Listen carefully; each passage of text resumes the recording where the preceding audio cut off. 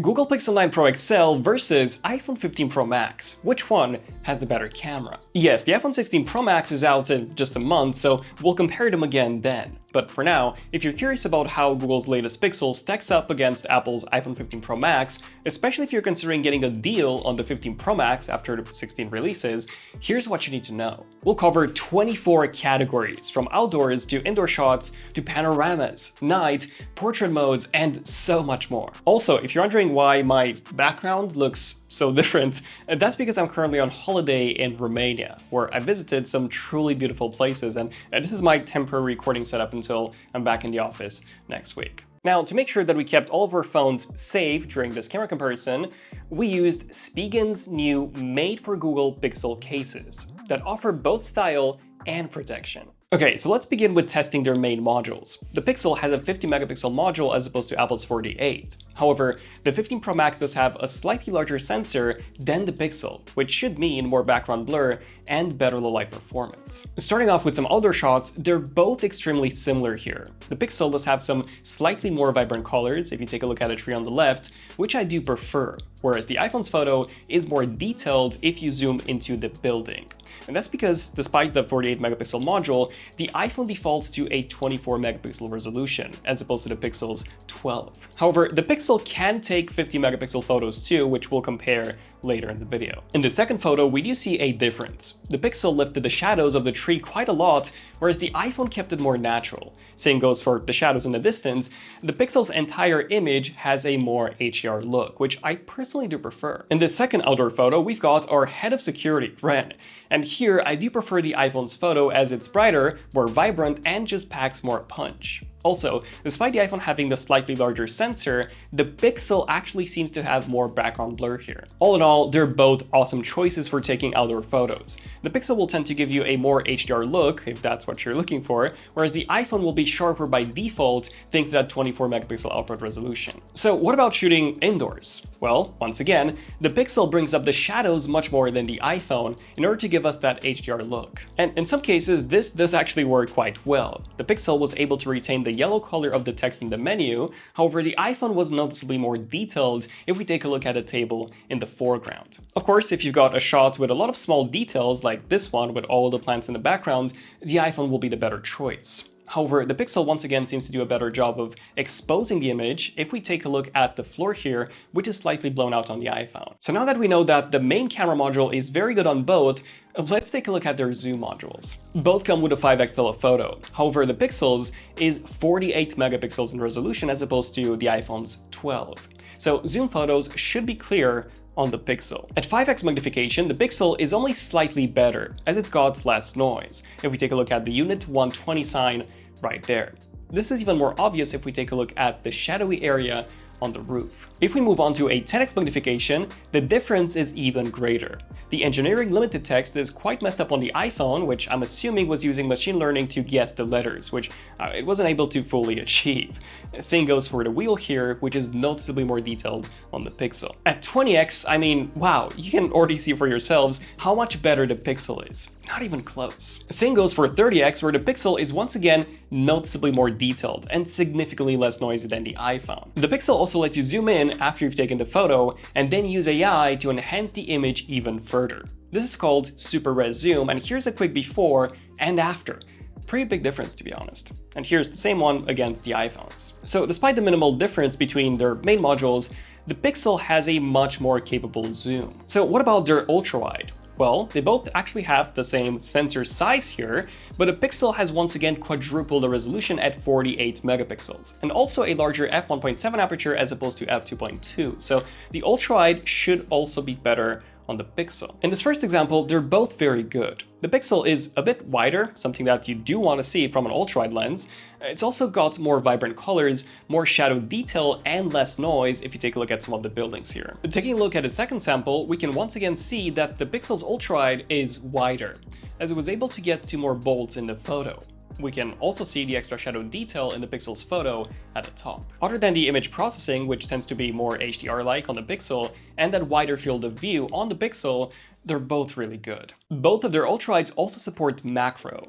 So if we take a look at the strawberry close-up right here, the iPhone is not only able to focus closer, but even the area that is in focus is much clearer. Same goes for this flower macro right here, where the colors are also much more vibrant on the iPhone. So if you care about macro, the iPhone is the better choice. And by the way, if you want a beautiful strawberry wallpaper for your Pixel, this is our Fruit Frenzy Wallpapers Pack by Glenn, which you can find in our app wallpapers for iOS and Android. So what about portrait mode?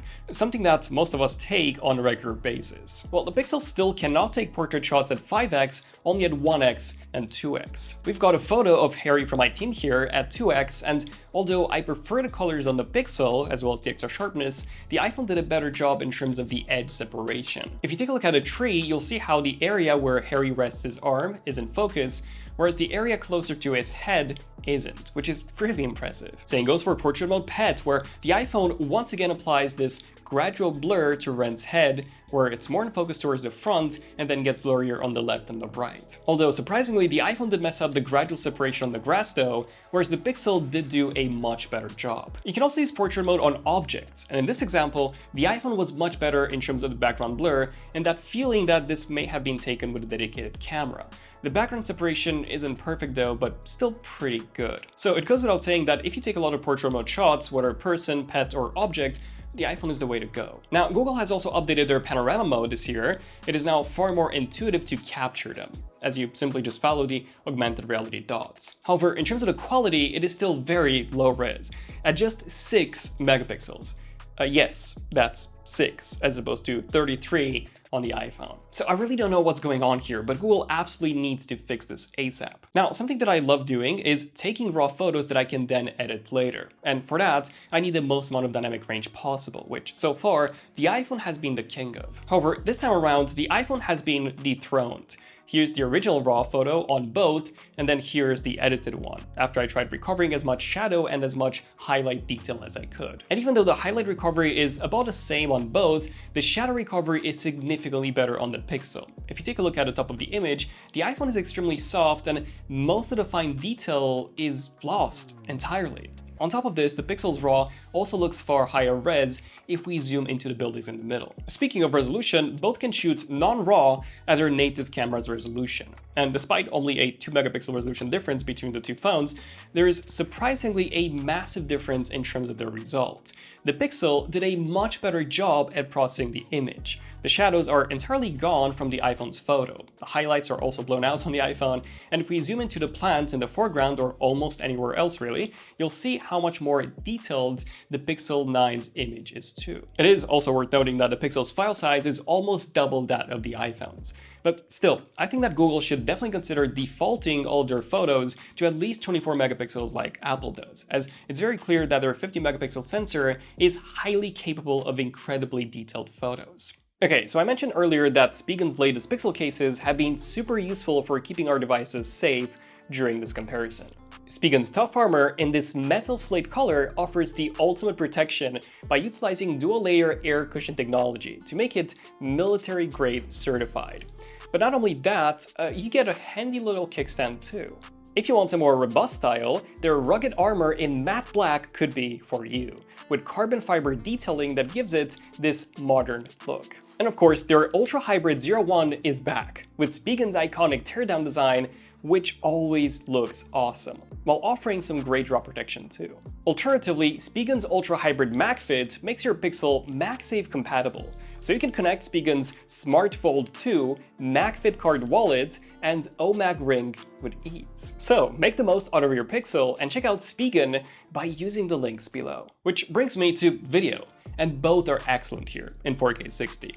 The Pixel's video tends to be brighter, something that I do personally prefer. However, unlike with photos, the iPhone does seem to have more dynamic range here, with better shadow detail. Stabilization is also very good on both.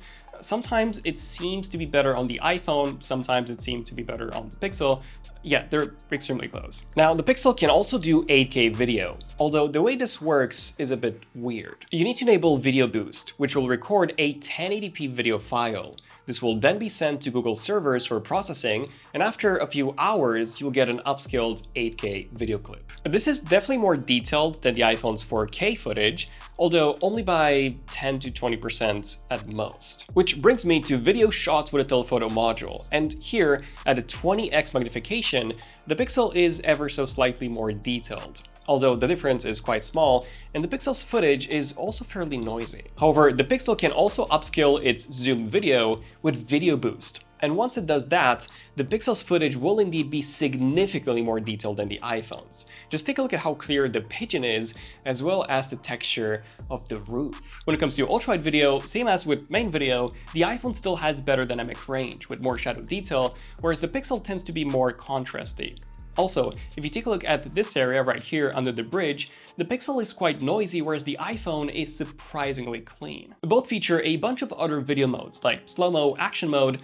These got no updates recently, by the way. In previous years, they were all better on the iPhone. Now, the one that I tend to use occasionally is portrait video. If we take a look at this video of Harry, the Pixel struggled to retain focus a number of times, and even when it did, the portrait mode effect was quite rough around the edges. The iPhone also did a surprisingly good job of separating Harry from the background. Here, where he was waving his hands, the iPhone was able to perfectly tell what was meant to be blurred and what wasn't. And not only that, but the iPhone's footage is also 4K 30 as opposed to still 1080p 24 on the Pixel. So if you care about video a lot, the Pixel is very good, especially with the main module, although overall the iPhone is still superior, as aside from the higher dynamic range, it is also capable of recording in ProRes. If you use an app like Kino, you can also apply real-time LUTs, which look pretty incredible. And you can also record externally to an SSD as well. Moving on to night mode with the main module, the iPhone is not only brighter, but also considerably sharper if you take a look at the grass right here. Same goes for the next photo here, the iPhone is much brighter and also clear. This third example is a bit different in a sense that the Pixel is the one that's clearer and with more detail, which you can see if you take a look at the texture on the fence, which is noticeably better on the Pixel, especially on the bottom left. Same goes for this fourth example, where the Pixel was the one that was clear and with more detail, whereas the iPhone struggled to get the focus right. So it seems like they're both capable of achieving some impressive results, while also failing to focus every now and then. Now, in terms of night zoom, unlike daytime zoom, the iPhone is slightly more detailed if we take a look at the bench in the background or the table in the foreground. However, Ren is more detailed on the Pixel. Same goes here, where the iPhone is brighter and has more detail. Especially when you take a look at the grass on the right, the Pixel completely failed here. So the lower resolution on the iPhone's telephoto results in larger pixels on the sensor, which do make a difference in low light, where the Pixel struggles. Same applies to the Ultrawide, where the Pixel's high-resolution sensor does seem to struggle. Yes, the image does appear brighter on the Pixel, but that's all due to post-processing. Once we zoom in, you'll see that the Pixel lacks a lot of detail in the fence and the trees, which are extremely soft. Which brings me to night portrait, which, just like the daytime portrait, it only works at 1x and 2x on the Pixel. In this example, I much prefer the more stylized look of the Pixel, but the iPhone's colors are far more accurate and the image is much clearer too. Whereas in this example, the Pixel did a much better job as the iPhone is quite noisy. I'd still give the night portrait win to the iPhone, as you can also use that 5x module. Night video is a bit of an interesting one, as right out of the gate, the iPhone's footage is much brighter, so you can actually see more, like this tree here, and also it has considerably less noise. However, the Pixel does support night side video, which will need to be processed on Google servers once again if you choose to do so, resulting in this super impressive footage. Here's a before and after, and as you can see, Video Boost significantly improves the Pixel's night video performance. And when compared to the iPhone, the Pixel's footage is now brighter and with less noise. The only downside is of course that long wait time, and the video itself may lose some of that night feel, as it will indeed be noticeably brighter. The night zoom video is pretty much like you would expect. Thanks to the iPhone's low resolution telephoto camera, which is better in low light, we can actually see the house behind the tree here, which is completely missing from the Pixel. And in this footage, the flag is much more detailed on the iPhone, which brings me to the front camera, where the Pixel has a brand new 42 megapixel sensor as opposed to Apple's 12. Here we've got a selfie of Harry. The iPhone has this weird blue tint, whereas the Pixel looks far more natural. The Pixel is also a bit sharper if you take a look at Harry's hair, and we also get a bit of background blur, which is entirely missing from the iPhone. The Pixel Selfie is also a bit wider. However, you can actually get it even wider on both phones once you switch to the group selfie mode. And here you'll see that the Pixel can go even wider here. So selfie-wise, the Pixel is definitely the better choice, at least in daytime. In nighttime, it's quite the opposite. The Pixel is less noisy, but that is simply only thanks to Google's heavy noise reduction. If you look at the F1 magazine in the background, you can still read the text on the iPhone selfie, but not in Google's. Whereas here, Google Selfie is significantly darker and with some heavy detail loss. Next up, we've got front video, which I'll let you guys listen to first. So this is a front video test between the iPhone 15 Pro Max and the Pixel 9 Pro XL. The audio you're currently listening to is from the 15 Pro Max, and the audio you're currently listening to now is from the Pixel 9 Pro. So take a look at the differences in light, loads of detail around, make your comparisons, and let us know in the comments which one do you think looks better, and especially which one sounds better. Okay, so you can probably tell that the Pixel's footage has way more dynamic range. The sky is almost completely blown out on the iPhone. I also like the colors on the Pixel more, and of course, that wider angle. Audio-wise, I did find the iPhone to be superior here. Then we've got front portrait, and here I once again much prefer the colors on the Pixel. However, the iPhone did a much better job with the background blur and its separation as opposed to the Pixel. Also, despite the Pixel looking higher res, once you zoom in, you'll see that this time around, the iPhone is actually higher res, with the Pixel sharpening everything afterwards. And lastly, let's talk about special camera features.